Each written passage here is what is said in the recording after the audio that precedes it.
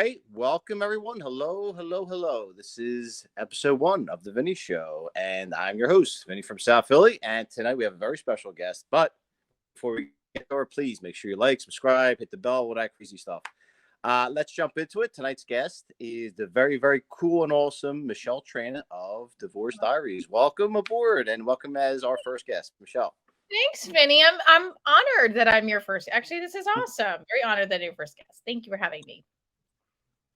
Absolutely, absolutely. Now, I found you through the lovely world of social media, right? And in a towel. In a towel. And through Mike Marino's suggestion, I remember he mentioned you, so I was like, all right, yeah, let's check out Mike's many friends here. So it was very cool, and I liked your content, and I thought it was very funny and very cool. So that's how this whole thing began. But tell us about yourself. So thank you, Vinny. Yeah, Mike Marino and I are comedians. I met him through the comedy world. He was really good, nice guy. I am a North Jersey native, and that is where I hail. I have always been a lover of performing since I was a kid. So I kind of started in the world of performance as a dancer.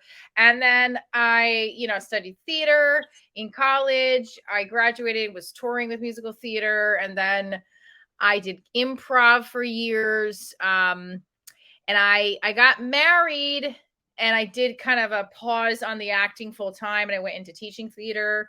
And then when I got divorced, I went and decided to create what was going on in my life with a one-woman comedy show, which is Diaries now. And I always had like one-woman shows. I had done them before. I performed a show about being a teacher in New York City. So that was always the framework. And I have a big, crazy Italian family, and in a good way, a loving, crazy way. And I had moved back home with them when I was getting divorced, and with my daughter, my handicapped dog, and it was my parents, my grandmother. It was like the Italian Addams family. And that's when Divorce Diaries kind of was inspired. It was like the reality show of my life on stage. That I didn't know, and I can relate. As far as the big everybody in one house under one roof, Addams family sort of Italian style, but that's hilarious. All right, so then you got involved in, and what attracted you to do the whole comedy thing? So I had done improv in college, and then I studied at Upright Citizens Brigade in New York City after college, and I really loved it. I loved the comedy community. I loved kind of what it did for my spirit. It was the genre of performance that always made me feel really alive. I mean, and I love a lot of different kinds of performance, from being a dancer to children's theater to film, but comedy always was where my heart really was at. I felt like I could shine. I didn't do stand-up till years later. I had gotten divorced, broke up with an ex-boyfriend, and I took a class at Caroline's in the city, and I haven't stopped since. So it was a great experience. I used it to heal from a breakup, and then it just allowed me to take Divorce Diaries into a new direction at the time of just being a comedy show and being really fully comedic in this journey of divorce, which could be very tragic and traumatic. Yeah, no, you are very lighthearted about it, and you make it very fun and funny. But yeah, it's tough. It's a scary thing, and it takes a lot of courage and a lot of energy, and I'm sure a lot of sacrifice to do what you're doing. So it's really cool. And you're out there all the time. I mean, you're always popping up, and I don't know how you find the time to do it, but you're out there, which is good. You're putting a lot of time into your craft. This is how you do it without doing it. Well, yeah. You don't want to see the mess all around me right now. Oh, you look like you in a nice spot. I mean, that's the beauty of virtual. What's the matter? Okay, you can clean it up. All right, I'm going to talk and walk with you. So this is really living in the moment right now okay, go and change. I'll help you. With Divorce Diaries, where it's like you see what's actually happening behind the scenes. So case in point, the show kind of was created from the chaos that can be a single mom's life. Go stand up, go change your clothes, as long as you didn't get it on the phone. And listen, this is great because this is how you do it. This is how you do it. Now, if you guys can see the mess on my couch, this is milk settling in with Captain Crunch. Wow, I feel special tonight, Vinny. Yeah, you can't have anything. You can't have anything nice. Like I gave up on rugs, I gave up on couches, I gave up on you On name it. everything. And you know what's so funny is like I just like an old school Italian remedy of that seltzer water, right? Well, we ain't getting a seltzer water. I drank it all, but I'll put cold water on it. So but it's this kind of thing where I mean I would have this happen. Anybody has this happen. Don't sit on this, then obviously, okay. You got to change your whole outfit that you have milk on it. I don't have milk on my dress. Just okay. Sit over there, and you have to wait to get the other food. Okay, sorry. No, this is great. Listen, this should inspire everybody else who to actually do it. Because if she can do it with all the millions of little jobs that she has as a single mother, you could do it too, right? I feel like that was meant to happen. It always happens when I'm recording something. And my daughter was like, Mommy, I'm like, I just told you we're recording. Yeah, I'm waiting for somebody to come running down that, they need, I don't know, like a shirt or something. I have a hangnail. It's come alive. I lost my blankie, even though like you stopped using blankies like 3 years ago. All right, so let's get to like some of the struggles that like, things are picking up. You're out there. I mean, I'm sure it's not easy just managing all the million things that are going on. So what are your biggest struggles? So the struggles as a mom or the struggles as a comedian or both? Both. Okay, so the struggles as a mom, as a single mom, can be having the extra pair of hands. Like if I had, a co-parent with me, it'd be easy, right? It would be a lot easier to do something like that where there's a spill or, pickups when I'm working from gymnastics or juggling. Just having a moment where you need to take a walk and there's no one here. So I got to say, I can't. So those could be hard and difficult. And also love. I have the most amazing relationship with my daughter and my family, and that's where I get a lot of love from, and I'm very grateful for it. But I want to find a life partner, that's not my pillow.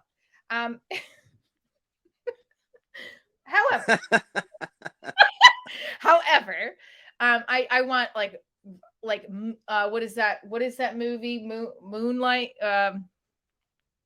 Moonlighting, right?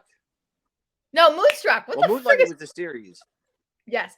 Come on, you're an 80s person, I think, like me, right? So that was the movie was Moonstruck with Danny Aiello, right?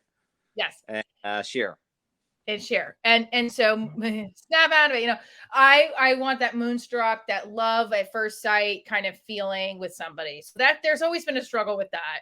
Dating. You see me, I do all those sketches about dating the wrong men and the unavailable men. I struggle with a lot of that. My own issues and picking the wrong guys. So I'm hoping to overcome that. And find a partner where I think my daughter can say, wow, my daughter knows I deserve the love from a partner, but I'd like to show her that I found that. I think that it's important. And if I can't find the right person, then I would hope that the struggle of me overcoming my own personal, insecurities and fears, which is, I think we all have that's a constant revolving thing. So I hope that I keep growing each day. That's a struggle. And then the struggle as a comedian, it's a roller coaster. I think you have to really daily put the work in, and hold yourself accountable. So I think that there can be struggles within that because you have all finances, your personal family, your making sure you're doing the right thing, not comparing yourself to other people. So you're kind of the struggles as a comedian can sometimes be the struggles against myself of just not getting in my own way and being consistent enough to write every day and get up on stage as much as you can. Yeah, I mean, I enjoy comedy. Like I don't have the time, I think, or I don't know. You never know. But it's just there's so many obligations that you have to really jump in. And as you know, I mean, it takes a huge commitment and it takes a lot of effort. It takes a lot of talent, and it's hard to find mentors. I think too. I think a lot of the people that have been in the business a long time, I noticed, are kind of burned out, and they're funny as hell on stage, and then when you meet them, they're just like Bitter. grumpy as hell. Well, I've met a range of people. One of the nicest people I've met. I mean, there's a slew of nice people, but Mike's always been very nice. He's to me. awesome, yeah. Yeah. I met a Pete Corielli I met a couple months ago. He does the podcast with Sebastian Maniscalco and been in the business a long time. Very humble, very sweet and kind.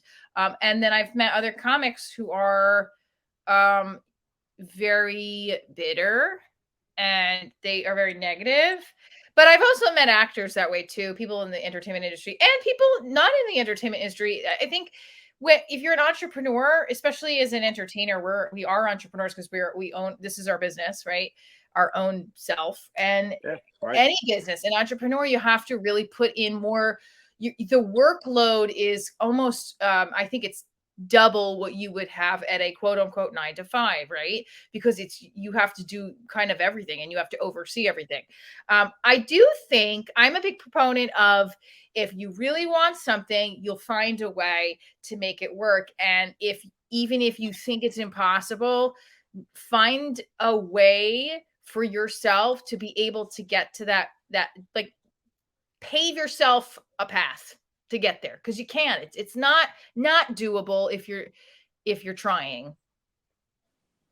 Yeah, I agree. I mean, I probably have gotten anything I ever really wanted. And maybe that sounds like a weird statement, but looking back at my life, and when I just thinking about it, anything that I really, really wanted, I got. And if I somehow didn't get it, it wound up not being good anyway. So I believe that, yeah, if you wanted that, you want to obsess over it and make it your like solid laser focus on it, you should get it. And then, you know what, too, it's weird. I'm sure maybe this happened in your own life, but people pop up and things pop up that just help you along. Just when you're ready to kind of give up, all of a sudden you get that call, or you get that gig, or you get that person that shows up. I follow Ed Milet, and he's like a big motivational speaker, and he has a whole thing about maxing out and just one more. So the idea behind it is, like, if you feel like you want to quit, just tell yourself one more day. I'm going to give myself one more day. And usually that next day you're feeling there's something that happens that's more motivating, and you just keep giving yourself one more time. And it does help a little bit, because there's moments I've noticed on this journey when I left teaching full time, and the pandemic hit, and there's a lot of stuff that was happening where I just kept doing it's like, let's just take it hour by hour, sometimes, day by day, and then see where, and prayer and writing and put meditation, all that stuff, what some people might think is corny or granola-y or whatever they want to think, it really does put the energy out to what you want to do. So I like that you said that. You're like, if anything I really wanted, I did get. And why? Because there was no option to not get it. Right. Yeah. And although there were things that I didn't get that I wanted, looking back, it wasn't right for me, whether it was a person or a thing. And, like the old Italian, my parents are from Italy. So I remember the old saying used to be, better alone than in bad company. So going back to what you were saying about finding that companion, or, they're already there. It hasn't fallen into place yet. So going back to the whole thing with comedy, though, I mean, it's probably very cathartic. You probably are able to, it's a form of meditation. It's a form of just feeling really good about yourself. And I've seen your clips, man. And I'm not just saying this because you're on the show, but like, you're really funny, and you connect with that audience. I see it. Oh, thank you, Vinny. I appreciate that. I'm always working hard at the craft. I do the TikTok lives daily because, and I have stopped doing the Instagram lives daily, the towel times, because of my own nighttime schedule now, which is getting a little crazy. But if I can't get to an open mic, or I can't get to be on stage that night, that's why I do these TikTok lives, because I just work my material. And you want to connect with the audience and just be yourself. I think that's a big thing as a comic, is being who you are and tapping into that zany, silly side, and obviously writing good jokes. Well, sure, that helps. But but you have a certain thing. People just have, I don't know. Maybe it sounds corny and granolish, as you said, but you just have a vibe. Certain people, they don't have to say too much or give you too much information, and you just feel it. There's a vibe about them. There's certain thing that you can't tell, but they just are either really cool or they really suck. And Yeah, you I mean, tell. yeah, and I do. I think that we get. I think sometimes you get caught on. I do the comparison thing, like with people with comedy, and then the reels and how, or not the reels, how many followers, and like I start to realize that the people that I look at my phone, like the comedians that I want to keep watching over and over again, I am. I never have that comparison because I find them so funny. I just want to keep watching them even if I've heard the joke over. And I said to myself, that's how I want to be for someone. And if I can be that for someone, and I'm really succeeding at my craft. So then I think about, well, how do I have to get my craft to that place? And it comes down to writing, tapping into who I am as a comedian, and how that uniqueness of myself I can really push out to my audience, and then they get into it more. Yeah, and a lot of people may not know this, but it's a science. Comedy is a science. It's not like you just wake up and it comes out of nowhere. Some people have the ability to be very spontaneous, but no, 99% of the time you want to make sure this is all planned out, and if you want to be successful. So it's a tough science. It's not something that just anybody can do, I don't think. No, I think it's like anything else. You have to work at it, you have to prepare for it, and you have to be consistent. That is key. Well, and going back to what you're saying about as far as chasing down open mics and just doing the TikToks, and yeah, I haven't seen you on Instagram, but I have seen you on TikTok. I got to build Yeah. my following on TikTok a little bit more, but So, well, we could talk offline more about it. Or if you want your listener, I mean, so my formula is this consistency with my Instagram lives. I was like, I'm doing them one night a week, and I'm going to push out the towel time on a night where I know, oh, was that supposed to be? No, tomorrow. There's towel time on Thursday night, because I couldn't keep up with the nightly. What I knew was I couldn't keep up with the nightly towel times, and it was starting to feel inauthentic. I like being in a towel. That's me. And I like doing it. I was doing that a lot when I was raising money for my pilot, and that was my schedule was a little different then. But I also try to get up at 5 a.m. So it was like, oh, I want to go to bed by 10. I gotta get my daughter in bed. Then I'm up with my towel, whispering into the phone. So I decided to stick with my 9 a.m. TikTok lives, which get me a lot of views, get me the stand-up rehearsal time. Whereas I'm on Instagram, I don't want to work my material because then it becomes a permanent live.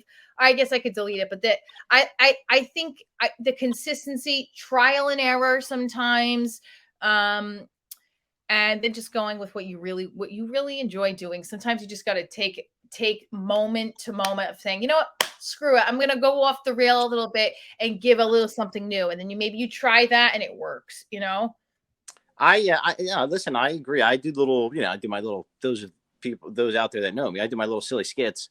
Yeah, And I it's love all it. I've been watching them. it's all spontaneous. I mean, there's probably about 4 or 5 people in my life that are that character that I kind of roll it into one. But I do it more, I think, just because it's a way for me to release some anxiety, and it's therapeutic in a way.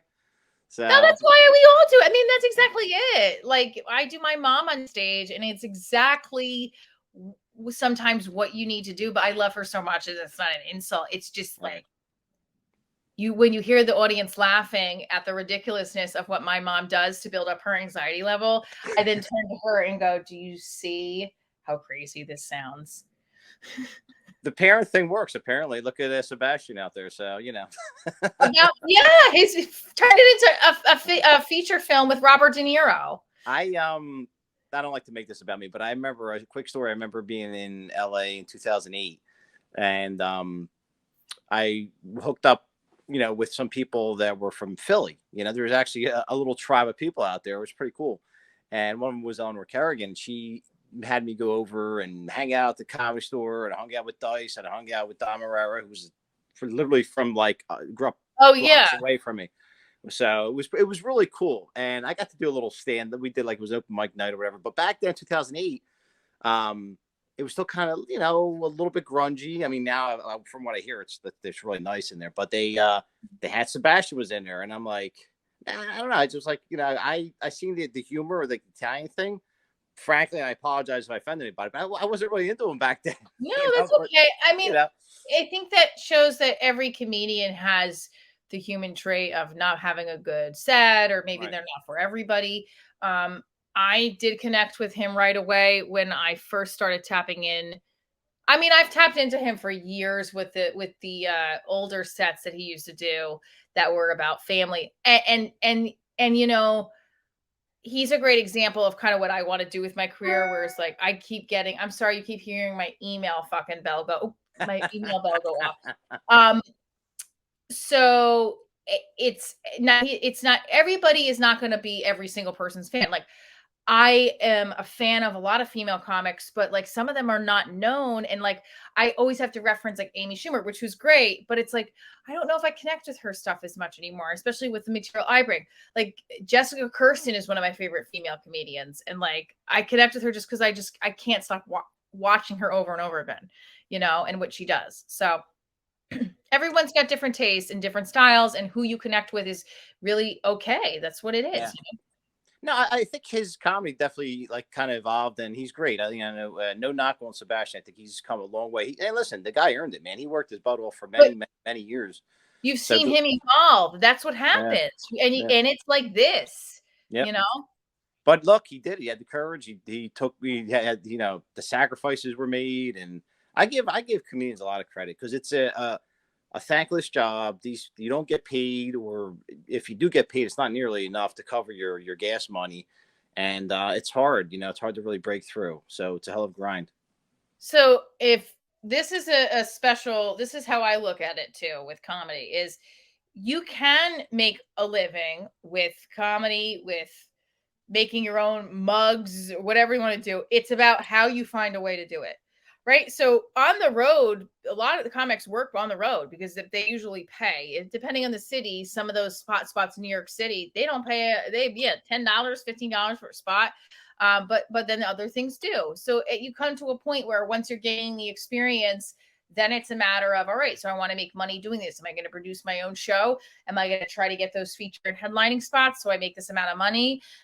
You know, am I going to do private events that I produce and make money that way? So it is part of your journey to figure out how and what you want to do with the craft and how long it'll take for you to get there, you know? So that's good. For the viewers. I mean, there is. So if you find a way and you keep at it, there is a way you can actually make money from this and do what you like. 100%. I think now with social media and then many avenues there are to be able to monetize off create comedic content, there's so many there's so many ways to do it. Even if you're not a stand-up comic, you can be a comedic creative, right? Or what is it, someone who said this to me, they're like, I am a comedic content creator, right? So they may not be a stand-up, but they're creating comedic material. And I know people who have like over 1 million TikTok or close to 1 million, and they are not doing stand-up. They're doing comedic reels, and it's like, holy crud. Okay, they're doing comedic content. And Basically. they're like getting deals to speak, to appearances, and I'm like, what the heck? So it's all a path that you choose to take. You can maybe you try everything and see which one hits, as long as you're also, I feel like, enjoying it to an extent where you feel like you're learning, you're growing. I like it. Like, if you don't like creating content, then yeah, maybe that's not for you. But if you like creating, if you like the editing, if you like creating these clips, I get joy from it. I love it. But yeah, you just have to find your own little niche there. So tell us what's going on. Like, you have anything you're working on? Tell us about, is it the pilot? What's going on? Tell us everything. Yeah. All right. So I am touring with Divorce Diaries, the live show. I'm also doing, so Divorce Diaries is stand-up and improv. So it's a mix of both in the show. So you're not just coming to see a stand-up show. It's a full-blown comedy experience. And aside from Divorce Diaries, I also tour as a feature, or I'm headlining in Boston this summer. I'm excited. So I do additional stand-up gigs.